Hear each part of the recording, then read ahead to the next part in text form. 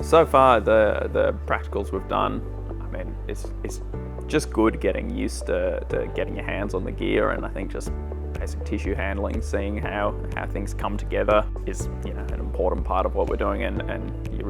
you need to put that theory and the practical together to get the full picture, and it definitely provides that. Feeling a lot more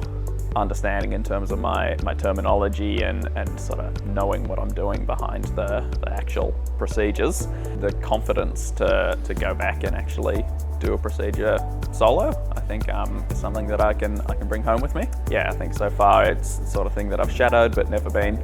confident to do myself, but I think with having that understanding behind, and definitely would encourage anyone to get on board with a course like this. It's intensive, and it's only short, but you come out just learning heaps, and I already feel like I've got a lot out of it, and we're not even done.